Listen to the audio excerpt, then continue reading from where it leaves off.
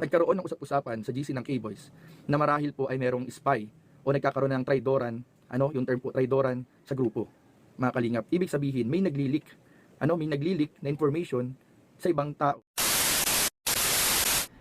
Hello mga sangkay, mga kalingap! Welcome back to my channel. Ito po muli ang inyong sangkay na si Sangkay Loans muling nagbabalik. Kumusta kayong lahat? Sana nasa maayos na kalagayan ang lahat. Mapadito sa Pilipinas or sa nasa ibang bansa, dobling ingat tayo, no? So mega love shoutout sa inyong lahat, sa Team Sangkay Original, Team Sangkay Sponsors, Team Kalingap, Kuya Val, at Edna, Kalingap Rob, sa lahat ng aking mga followers, supporters, and subscribers, sa mga lolos, lolas, FWs, and PWDs. Mega love shoutout sa inyong lahat, and of course, I love you all. Ayan. Mega love shoutout kay Tita Mina Jaramillo, ang tita kong Fayots, si Manay Tere ng San Diego, California, and also hello sa lahat ng mga nagmamahal kay Sangkay, sa lahat ng mga sumusuporta sa aking YouTube channel. Mega love shoutout sa inyong lahat po. And also dito sa ating pabati portion, no, shoutout kay Antonieta Sibolo. Parang ang maldita ng pangalan, no? Antonieta. Pero sa totoong buhay, mukhang hindi daw. Sana hindi. Sorry po. Ano kasi, may dating talaga. Pag sinabing Antonieta, shoutout po sa iyo. Kay Vloggers Lover, kay Sal Estrada, also hello kay Marvin Rio Haro. Marvin, yung haro mo, saan ito na haro? Meron kasing haro Iloilo and meron din naman haro Leyte. Dalawa kasi yung haro dito sa ano natin. And also hello kay Venice Pinky, kay Agnes Besina, and kay Maritoni Suret, no? So mega love shoutout sa inyong lahat. And hello din, shoutout sa mga kasamahan kong Kalingap watchers, no? Sa grupo ko po, nandiyan yung kanilang mga pangalan, ang kanilang mga YouTube channel. Subscribe po natin. Tulungan po natin, no, ang aking mga kasamahan ng mga Kalingap watchers, yung kanilang mga YouTube channel na umangat-angat yung kanilang subscribers. Aasahan ko po ang inyong suporta. So ngayong araw na ito mga sangkay, gagawa ko ng reaction video. Ito yung patungkol sa aking napanood, no, na upload ni Kuya Jens, no. Credit dito kay Kuya Jens. Patungkol dito sa isang K-Boys di umano, kasamahan nilang K-Boys na nagtatraidor sa kay Kalingap Rob, no. Panoorin natin itong upload na ito ni Kuya Jens, then after natin na mapanood, magbibigay ako ng opinion or kuro-kuro patungkol dito. Tara mga sangkay, mga Kalingap, panoorin natin.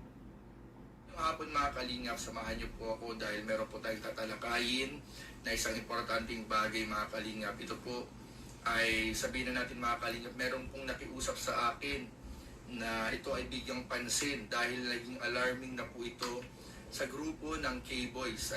Dito niyo po ito mga Kalingap unang malalaman, dito niyo po unang mapapakinggan, dito niyo po unang beses na mababalitaan po ito. Na marahil po kapag napanood po ito ng ibang mga reactor or ng ibang mga kasama natin sa Kalingap o Kalingap partners ay maaaring gawin na rin po nilang topic.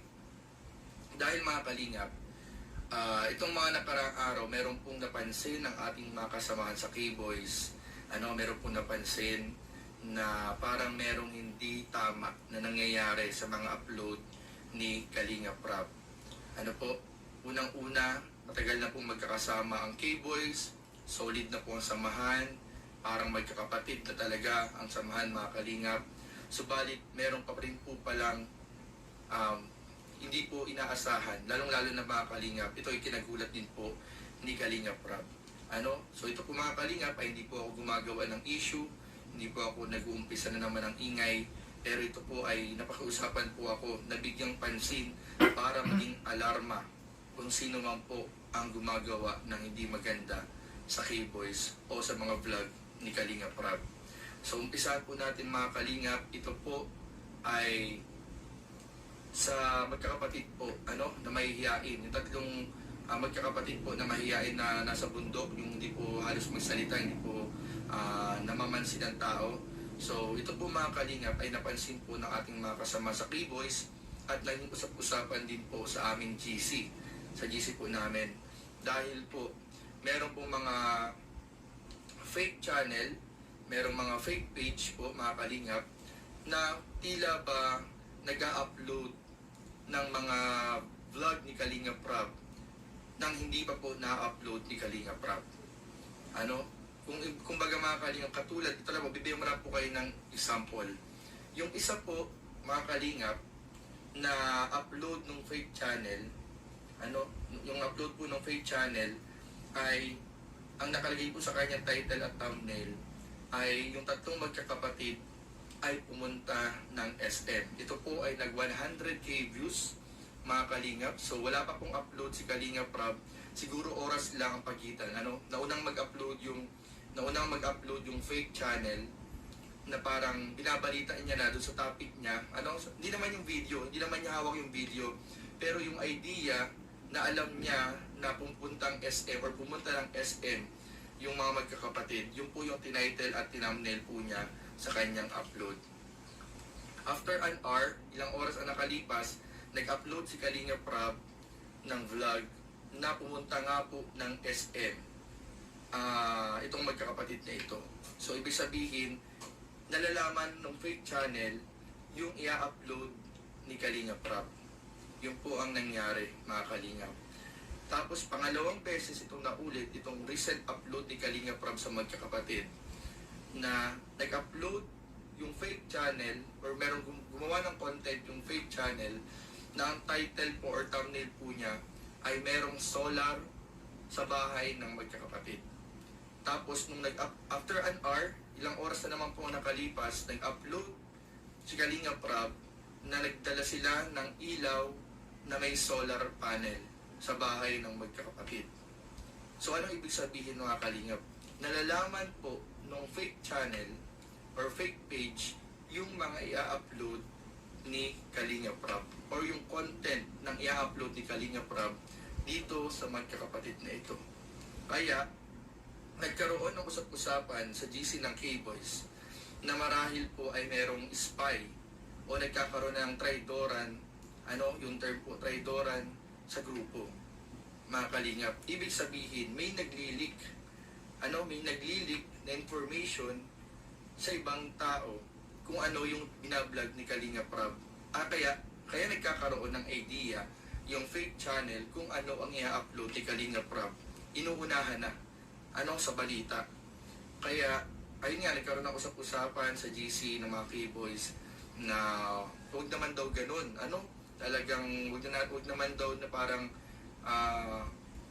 na tinatarantado daw. Sorry sa term, pero ginaganon daw, parang ginagawang kalokohan yung ginagawa ang pangloloko kay Kalinga Prab.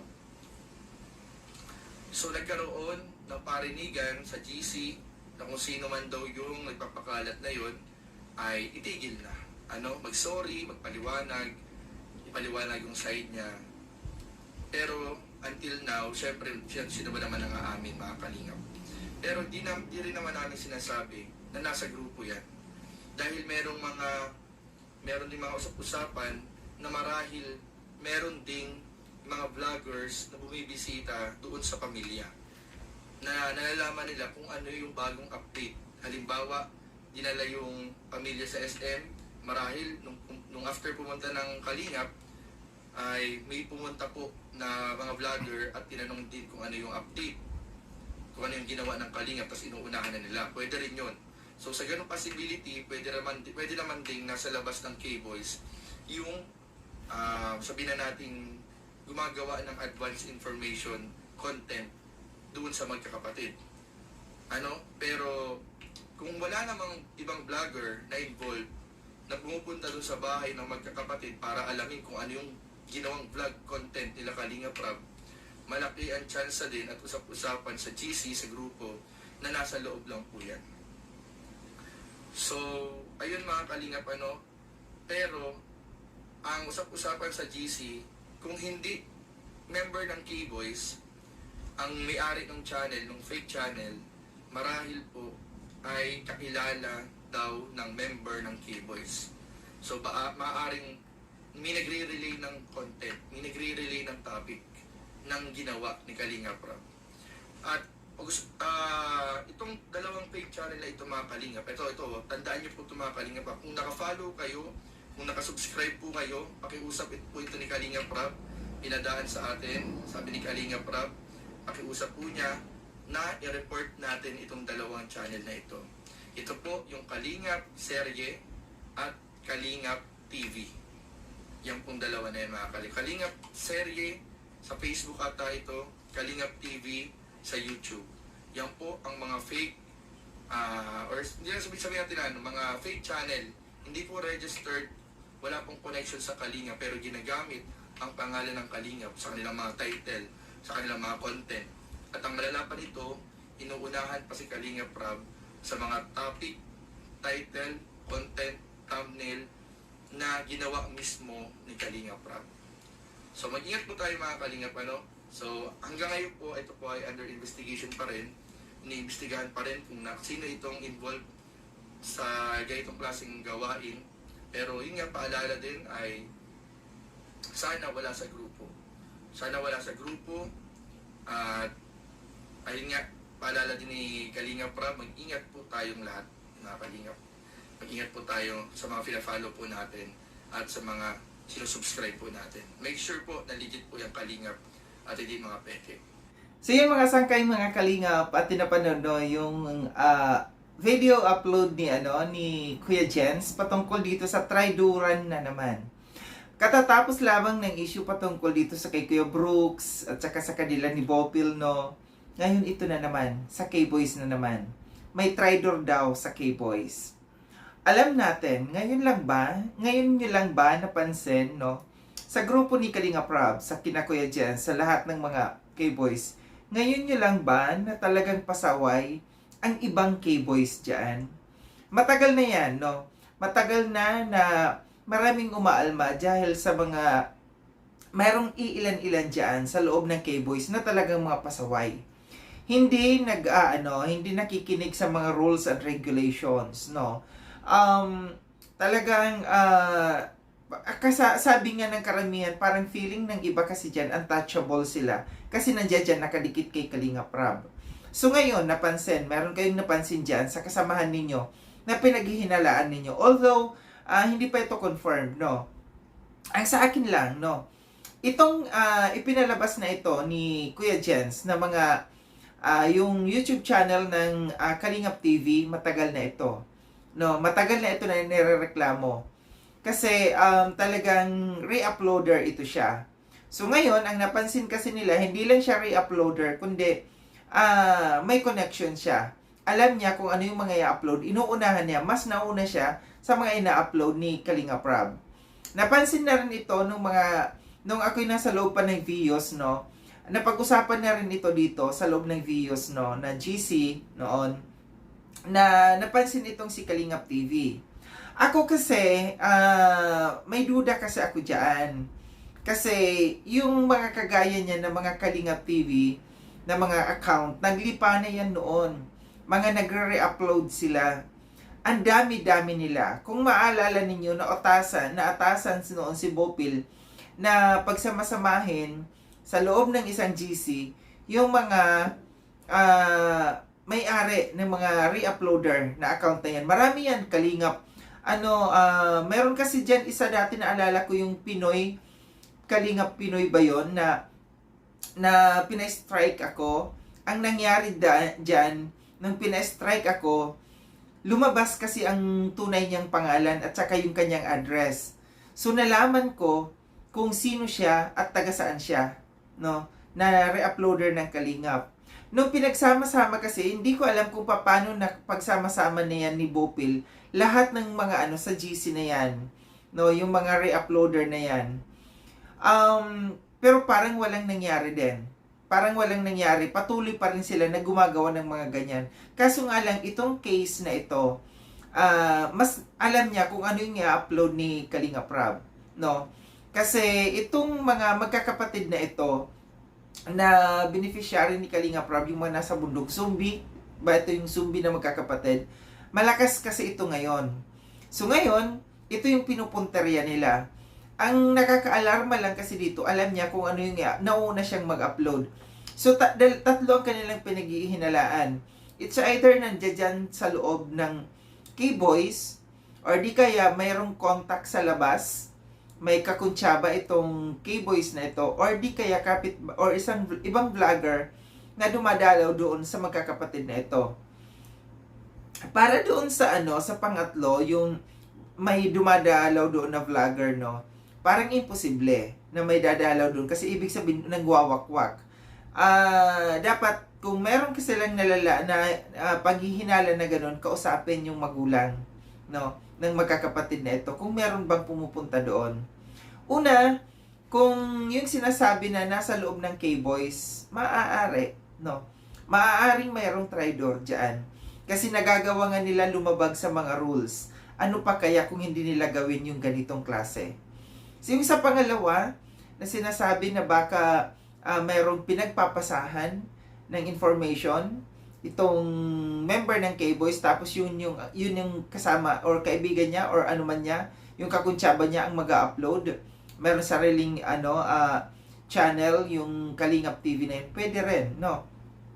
So, maraming, itong dalawang ito, parang may posible sa isa sa K-Boys na mismo may-ari ng Kalingap TV na channel na yan, or meron siyang kakuntsaba na yung may-ari ng Kalingap TV na channel na yan, no? So, matagal na itong issue na ito na hindi nabibigyan ng solusyon. Yung mga re-uploader, nandiyan dyan, tapos, talagang pagkaka-upload pa lang ni Kalingap Rob, nandiyan na sila kaagad. Hindi sila nakokontrol.